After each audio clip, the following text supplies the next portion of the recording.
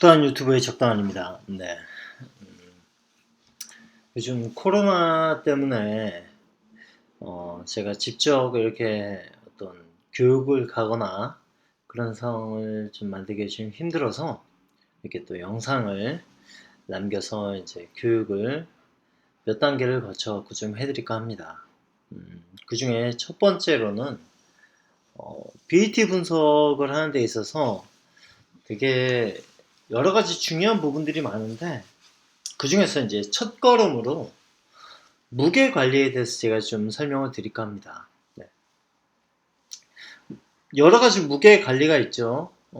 샘플 튜브에 관한 무게와 그 다음에 이제 시료에 관한 무게가 있는데 그 중에서 되게 중요한 것 중에 하나는 시료 무게를 정확하게 어느 정도를 채취를 해서 분석을 진행을 해야 될지에 관한 내용이 더 관건이기 때문에 그걸로 인해서 분석이 정확하게 될 수 있고 또 부정확하게 될 수 있고 또 일정 시간 동안 분석이 될 수 있고 또는 굉장히 오랫동안 분석이 될 수 있기 때문에 제가 이제 그 내용에 대해서 좀 설명을 드릴까 합니다. 네.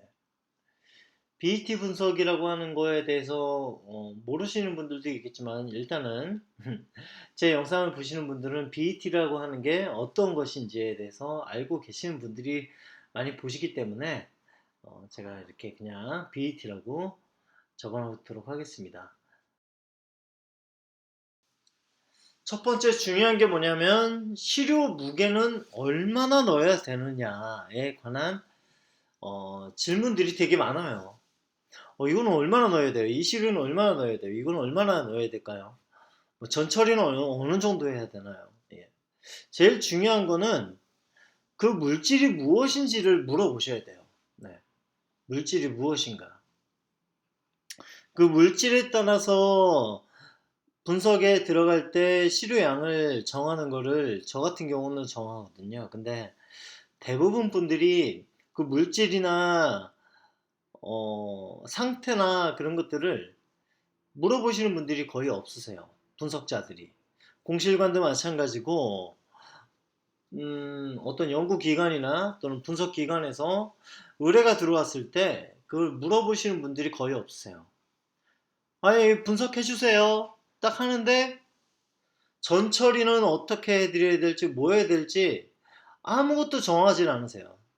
당연히 정할 수가 없어요. 처음에는 물어봐야지 정할 수가 있는데 그런 어떤 분석을 하기 위한 처음 진행해야 될 그런 질문들을 안 하세요. 그래서 어떤 물질인지 그 물질들을 합성을 했을 때 어떤 결과를 얻고자 하는지에 대해서도 웬만하면 물어보십시오. 의뢰를 맡겼다는 것은 나를 테스트한다는 게 아니라 내 시료를 테스트하는 거예요. 네. 장비를 팔기 위해서 이 시료를 분석을 하는 게 아니라 그 시료 자체를 우리가 분석을 해서 정확한 결과를 내줘야지 그쪽에서도 다른 이제 어떤 연구를 하든지 개선책을 찾든지 아니면 이렇게 쭉 가든지 하는 방향을 찾아갈 수가 있습니다. 근데 분석자는 당연히 그냥 분석이 될 거라고 생각을 하시는지 아무것도 물어보질 않으시는 분들이 계세요. 네. 우리 기관에서는 뭐 그냥 전처리는 110도씨에서 오버나잇을 하네, 우리는 200도에서 오버나잇을 하네, 우리는 300도에서 뭐 얼마나 하네 정해놓고서 하시는 분들이 계시는데 그런 기관들은 솔직히 분석을 해서는 안 된다라고 생각이 됩니다. 네. 절대 그렇게 분석하시면 안 됩니다. 물어보셔야 됩니다. 예, 물어보시고 진행하시기 바라고요. 그걸로 통해 갖고 우리가 열 처리가 어떻게 됐는지를 알고서 전 처리를 진행을 할 수가 있고 또 그 열 처리가 어떻게 된 거에 따라서 어떤 시리즈로 해서 갈 것인지 관한 것들이 나올 수가 있어요. 그 다음에 이제 기공에 대한 우리가 정확한 내용을 알고 있어야 됩니다. 시료들마다 기공이 한 3가지 정도로 분류가 되어 있는데 우리가 이제 비표면적을 측정하는 이 가스 섭션 장비에서는 전체 포어로 나눠져 있는 것 중에서 두 가지 포어만 우리가 분석을 할 수가 있습니다. 첫 번째, 마이크로 포어냐, 메저 포어냐, 매크로 포어냐라고 돼 있는데, 이 중에서 이제 우리가 분석할 수 있는 영역은 마이크로 포어 영역과 메저 포어 영역을 분석을 할 수가 있습니다. 그래서 마이크로 포어 같은 경우는 2나노 이하를 마이크로 포어라고 하고, 메저 포어 같은 경우는 2에서 50나노 사이를 메저 포어라고 합니다. 그 이상의 포어, 50나노보다 큰 포어를 매크로 포어라고 하는데, 이 매크로 포어까지는 이 가스옵션 장비에서는 분석을 할 수가 없습니다. 예. 그래서 가스옵션 장비에서 분석을 할 수 있는 가장 작은 크기는 3.7 옹스트롱 정도가 될 것이고요. 그 다음에 가장 큰 포어 사이즈는 BJH를 통해 갖고 우리가 3000 옹스트롱 300나노까지 분석이 가능하지만 거의 100나노까지 밖에 분석을 못한다 라고 보시면 되고요. 그 100나노라고 하는 것 또한 약간 그 베이스라인이나 그런 것 부분들이 정확하게 그 깔려있지 못하는 상황으로 분석이 끝날 수도 있기 때문에 거의 뭐 정확한 데이터라고 보기는 어려울 수도 있습니다. 근데 300나노라고 하는 거는 뭐냐면 우리가 피퍼피저로를 0에서 1까지 분석을 하는데 1까지 분석이 됐을 때 얘기예요. 근데 거의 1까지 분석을 못하죠. 0.995까지 우리 상대 압력을 0.995까지 분석을 하기 때문에 300나노까지 분석을 할 수가 없다라고 이렇게 말씀드릴 수가 있습니다. 네. 아무튼 이렇게 포어에 관한 정확한 내용을 알고 있어야 마이크로 포어일 때의 시료의 무게와 메저 포어일 때의 시료의 무게를 우리가 대략적으로 정할 수가 또 있습니다. 그래서 물질이 무엇인지, 열 처리는 얼만큼 되어 있는 건지, 그리고 기공의 크기는 어느 영역대에 있는 것인지를 알고 계셔야 됩니다. 두 번째로는 샘플 튜브에 관해서 이제 우리가 조금 알고 있어야 되는데, 샘플 튜브가 각기 다 다르거든요, 크기가. 예. 그렇다면 어떤 샘플 튜브는 시료를 조금만 넣어도 되게 많이 찬 것처럼 보일 때도 있고, 어떤 거는 시료를 많이 넣어도 되게 조금 찬 것처럼 보일 때도 있습니다. 뭐 그런 부분들까지도 좀 생각을 하셔야 되고, 첫 번째로는 샘플 튜브의 상태를 우리가 그냥 일반적인 이 대기 상태로 만들어 놓으셔야 돼요. 대부분이 샘플 튜브를 세척을 하고 건조를 할 때 드라이 오븐에다가 집어넣고서 110도나 뭐 80도 정도에서 보관을 하시거든요. 그 상태에서 샘플 튜브를 꺼내게 되면은 이 대기 중에 있는 어떤 수분들이나 그런 것들이 달라붙게 되고, 걔네들이 이제 더 이상 달라붙지 않는 상태, 아주 미미하긴 하지만 그런 상태가 되었을 때가 이제 아이들이 됐다 볼 수가 있고, 그 아이들이 된 상태에서 이제 빈 샘플 튜브에 무게를 재고 그 다음에 그 안에다가 시루를 집어넣고, 그리고 나서 우리가 전처리를 진행을 하죠. 열을 가하면서 백큐을 잡던지 아니면 열을 가하면서 가스를 플로잉을 해주면서 우리가 전처리를 진행을 합니다. 그때 이제 꺼내놓고 5분 그 정도 있다가 무게를 쟀을 때와 10분 정도 있을 때 무게를 쟀을 때, 20분 정도 있을 때 무게를 쟀을 때 또 달라지기 때문에 그 샘플 튜브에 관한 무게가 달라지게 되면은 그것도 문제가 되죠. 그래서 이제 빈 샘플 튜브 무게를 잴 때 드라이 오븐에서 꺼내 놓고서 대략적으로 한 20분 그 정도는 이 대기 상태에서 좀 보관을 하셔야 돼요. 네. 그리고 나서 빈 샘플 튜브 무게 재고 전처리하고 전처리 이후에 샘플 튜브 무게를 재셔야지 좀 더 정확한 상태의 무게가 된다고 볼 수가 있고요. 자신이 사용하는 저울의 한계를 좀 아셔야 돼요.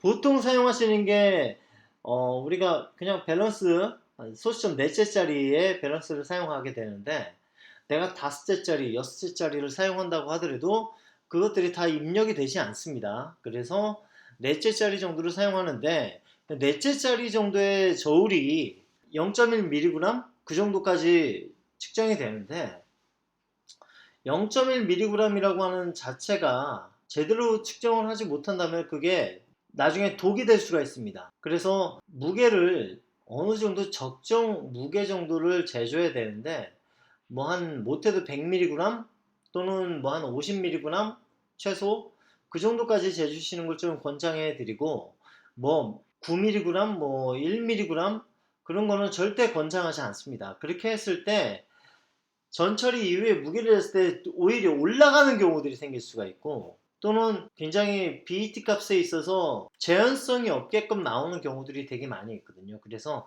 시료의 양은 어느 정도 적정량을 넣어줘야 된다 라는 걸 좀 말씀드리고 싶습니다. 그 다음에 샘플 튜브의 이제 우리 크기에 따라서 달라지게 되는데 일반적으로는 이와 같이 생긴 샘플 튜브를 사용을 하실 거예요. 관이 있고 밑에 이제 벌브 부분이 있는데 이 벌브 부분에 대략적으로 한 3분의 2 이상은 채우지 말라라고 이렇게 권장을 합니다. 권장하는데 그 이유는 이제 백큐을 잡거나 할 때 샘플이 딸려 올라가는 걸 방지하게 하고 첫 번째 그 다음에 도징을 하거나 할 때 훨씬 더 용이하게 도징이 될 수 있게끔 만들기 위한 어느 정도의 적정 양이라고 보시면 돼요. 그 다음에 비표면적 그러니까 우리가 BET가 적고 시료의 양이 충분하지 않은 경우 우리가 보통 이제 비표면적이 뭐 낮다 그러면은 굉장히 낮은 경우는 0. 몇 대도 나와요. 그런 시료들을 우리가 분석을 할 때 뭐 보통 메조포어나 마이크로포어처럼 조금 집어넣고 분석하는 게 아니라 상당히 많은 양을 집어넣어야 돼요. 뭐 우리가 시료를 만들었을 때 뭐 그렇게 낮게 나오는 경우는 뭐 3g, 4g 그런 식으로 집어넣고서 분석을 하거든요. 낮다는 건 뭐냐면 일단 밀도가 커요. 낮은 애들은.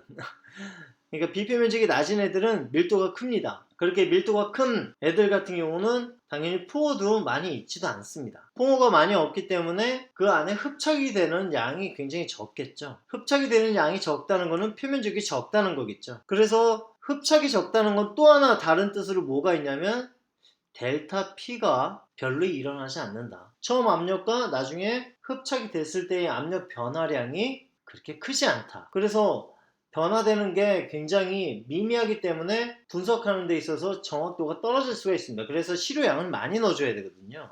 근데 내가 시료양도 적어. 그러면 어떻게 해야 되느냐? 필로로드라고 하는 우리의 이제 이 샘플 튜브에 데드 볼륨을 줄여주는 이런 유리관이 있습니다. 걔를 집어넣어주고 샘플 튜브에 어떤 데드 볼륨을 줄여줘서 부피를 작게 만드는 거죠. 원래 이 샘플 튜브가 뭐 20cc짜리다. 그러면 15cc로 줄여주게 되고 30cc짜리다. 그러면은 15cc를 또 줄여줘요. 그렇게 줄여주니까 더 압력 센싱을 하는 데 있어서 훨씬 더 용이하게 되겠죠. 근데 표면적이 큰 애들은 굳이 이걸 안 넣어주셔도 정확하게 분석이 되니까 그때는 얘를 안 넣어주시는 게 좋아요. 샘플 튜브 안에는 샘플 이외에 다른 것들이 웬만하면 안 들어가는 게 더 좋습니다.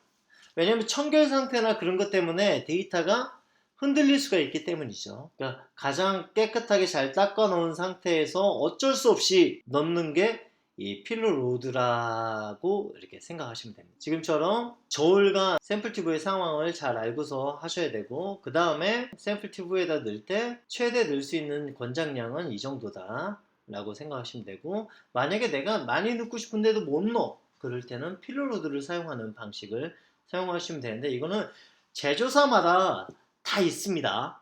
예, 제조사들마다 다 있기 때문에 뭐 사용하시면 되고요. 그리고 이제 시료량을 계산하는 방식이 있다? 이거 그냥 갖다 버리세요. 뭐 제가 여기다 적어놨잖아요. 대략적으로 뭐 50에서 1000 정도는 어느 정도 맞을 수도 있다라고 제가 적어놨는데 이것도 제가 보기엔 안 맞아요. 예, 이것도 잘 안 맞고 너무 낮거나 높을 때 예, 안 맞습니다. 뭐 대략적으로 BET 값이 50이다 그러면은 0.2g 정도 집어넣으면 되는 거거든요. 이 계산법으로 따지면은. 근데 0.2g 집어넣고 50을 분석을 한다? 예, 가능은 하죠. 가능은 한데 조금 더 넣어야 돼요. 50 정도 하려면 0.4, 5g? 예, 0.5g 정도는 집어넣어야지 분석하는데 크게 문제가 없고요. 0.2g 정도 넣는 거는 한 100에서 한 200 정도 나왔을 때, 비표 면적이 100에서 한 200 정도 나왔을 때, 그때 한 0.2g 정도 집어넣게 되고요. 그 이상 나오는 시료들, 뭐 500, 그 정도 나오면은 진짜 지금 저걸로 따져갖고 500 정도 나오는 애를 하면 0.02g, 그러니까 한 20mg 정도 되는 건데, 20mg을 집어넣고서 정확하게 20mg 할 수 있다? 네, 제가 보기엔 말이 안 됩니다. 1000? 0.01g, 그러니까 10mg. 액티베이티드 카본 같은 경우는 3000도 넘는 애들이 있어요. 그러면은 3mg 이렇게 넣어야 돼요. 불가능합니다. 제가 앞전에도 말씀드렸듯이 저울이 그렇게까지 정확하게 해줄 수 있는 부분이 안 돼요. 예, 우리가 사용하는 어떤 환경적인 부분이나 그런 부분 때문에 안 돼요. 그리고 그렇게 넣으면은 분석을 다시 하셔야 됩니다. 그래서 제가 요거는 아니다 라고 하는 걸 말씀드리고요. 대표적인 물질들마다 대략적인 분석에 사용되는 양을 제가 살짝 가이드를 해드릴게요. 마이크로포어하고 메저포어 쪽만 보시면 돼요. 다른 쪽은 그렇게 볼 거 없는데 양극재, 음극재 정도만 좀 보시면 됩니다. 마이크로포어 같은 경우는 우리가 액티베이티드 카본, 뭐 카본 블랙, 표면적으로 좀 적지만 그래도 카본 블랙까지도 우리가 마이크로포어라고 볼 수가 있죠. 그 다음에 이제 뭐 모프, 지프, 지올라이트, 실리카 같은 경우도 마이크로포어까지도 나오는 실리카가 있죠.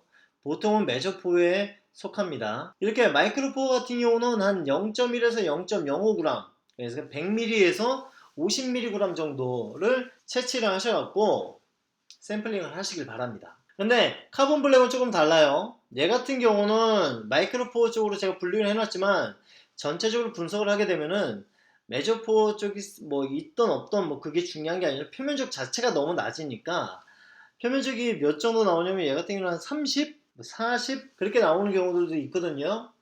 그렇다면은 그런 샘플들 같은 경우는 한 0.3g, 0.4g 정도만 넣어주시면 돼요. 그렇게 해서 분석하시면 되고, 나머지 활성탄이나 지프, 모프, 지올라이트 이런 샘플들 같은 경우는 한 0.1에서 0.05g 정도 이렇게 넣어주셔서 분석하시면 되고요. 그 다음에 메저포 영역 같은 경우는 이제 우리가 대표적인 아이들이죠. 실리카, 알루미나, 타이타니아, 세리아, 지르코니아 뭐 등등이 있는데, 이런 샘플들 같은 경우는 한 0.2에서 0.5g 정도를 우리가 샘플링을 하게 되면은 분석하는데 크게 문제가 없습니다. 실리카와 알루미나 같은 경우는 약간 온도별에 따라서, 그리고 그 파티클의 크기에 따라서 되게 달라지기 때문에, 만들어지는 어떤 공법이나 그런 거에 따라서 다 달라지기 때문에, 이런 샘플들 같은 경우는 이제 열 처리가 몇 도에서 돼 있느냐 그런 거에 따라서 시료량을 또 많이 넣어줘야 될 때도 있고 지금처럼 또 되게 적게 넣어줘야 될 때도 있습니다. 뭐 감마, 알파, 베타, 세타 그런 시료들에 따라서 또 달라지고요. 알루미나는, 실리카 같은 경우는 또 에어로졸 계열로 되어 있는 아이들이냐, 아니면은 진짜로 그냥 실리카 상태로 우리가 사용하는 아이들이냐, 아니면 코디오라이트 계열 쪽에 있는 애들이냐, 그게 다 틀려지거든요. 그렇기 때문에 가장 이 중에서 변화물상한 아이들이라고 볼 수가 있죠. 그리고 이제 그 매크로포 쪽도 어차피 비표면적으로 우리가 분석을 할 수가 있으니까 뭐 알루미나도 있고 시멘트도 있고 양극재, 음극재 뭐 이렇게 나와 있는데, 이걸 보시게 되면은 이제 우리가 이 중에서 가장 많이 하는 게 이게 양극재, 음극재 쪽을 분석을 많이 하고, 그 중에서도 양극재를 많이 하는데, 양극재를 분석을 할 때는 거의 한 4g 정도 또는 3몇 g 정도를 이렇게 채취를 해서 우리가 분석을 진행을 합니다. 또는 뭐 그보다 조금 더 많이 드셔도 상관없는데, 벌브 크기에 따라서 좀 달라지기 때문에 대략적으로 3g에서 4g 정도 사이를 우리가 채취를 해서 분석을 진행한다. 양극재 같은 경우는 한 0. 몇 대로 이렇게 0.2, 0.3, 0.4까지로 나오기도 하죠. 그 다음에 음극재 같은 경우는 10에서 20 정도 이렇게 표면적을 보이기 때문에 시료양을 좀 꽤 많이 넣어 주셔야 돼요. 제가 이제 말씀드린 내용처럼 시료의 양만 우리가 정확하게 정할 수 있고, 전처리되는 온도만 정확하게 정할 수 있고, 그리고 그게 내가 해놓은 것 중에 정확하게 잘 됐다고 판단이 되신다면 재현성에 있어서는 크게 걱정 안 하셔도 됩니다. 첫 걸음으로는 무게관리, 샘플 튜브 무게관리, 시료의 무게관리, 이 관리를 잘하려면 저울 상태가 좋아야 되겠죠.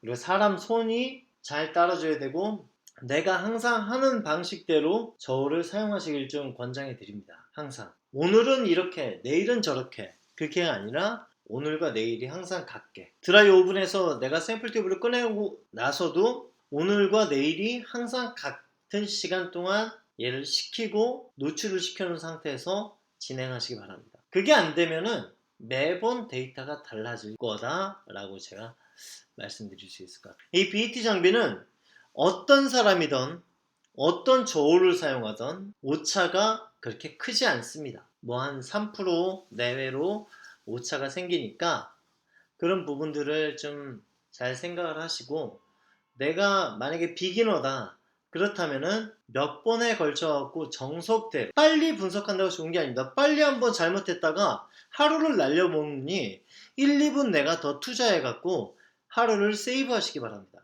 그렇게 하시면은 데이터가 나오는 데 있어서 훨씬 더 안정적으로, 그리고 나중엔 자신감이 붙고 잘 되게 되면은 능숙하게 그것들을 진행할 수 있으실 거예요. 이번 영상 좋으셨다면 구독, 좋아요, 그리고 알람 설정 잊지 말아주시기 바랍니다. 오랜만에 이렇게 하는 거라 좀 힘드네요. 아무튼 좋은 분석 결과 내시기 바라겠습니다. 감사합니다.